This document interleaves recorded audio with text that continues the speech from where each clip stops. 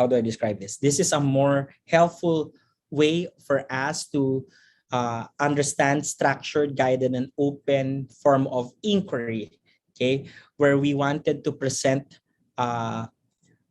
how these levels of inquiry are being presented into our classroom setting. As you can see, information provided by the teacher are are presented into the higher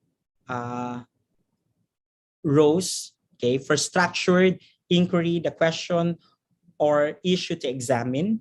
Okay, these are the information given by the teacher. Okay, the resources needed by our students, and even the instruction that the students will follow in a step-by-step format. On the other hand, for guided, we have only presenting them the issue or the question and even the resources needed. But for open, okay, learner makes all the decision, what to investigate, how to conduct the investigation, and why do research this particular question are emphasized. So in more realistic manner, teachers who are doing teachers who are handling scientific investigative subjects, more or less they are providing open or true inquiry level. Yeah, let me correct my statement. Let me rephrase my statement.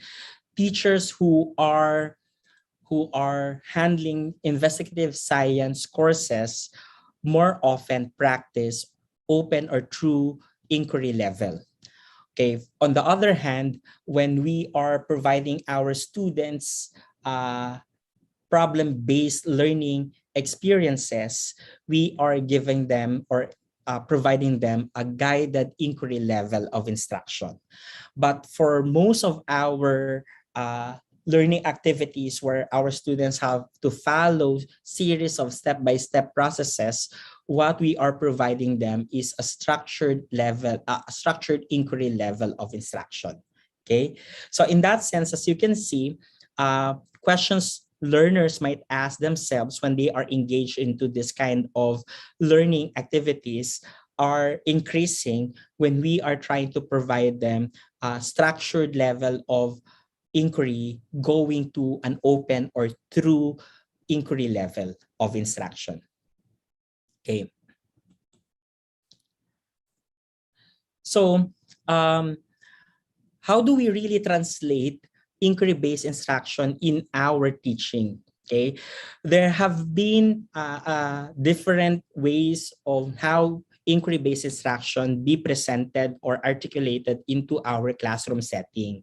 Okay, we identify 4 of those instructional models. We start with the 3E, the exploration, invention, and the discovery, way back in 1962 by Atkin and Corplus.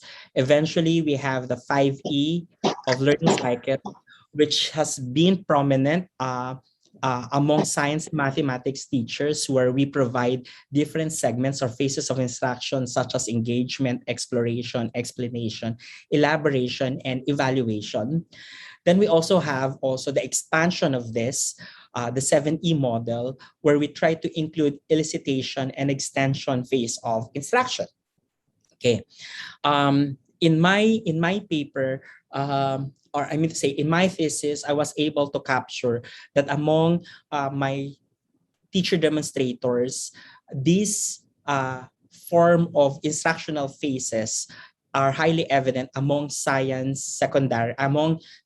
science teachers, that they really follow this model, as this model has been documented to provide high level of success in terms of appreciation of science learning, at the same time of incremental changes on students' understanding of scientific concepts.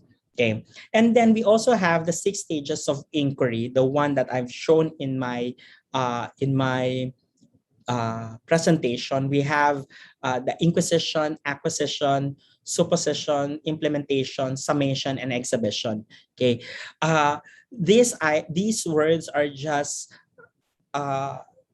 are highly related to the items presented in 5Es and in 7E model at the same time with the 3E model.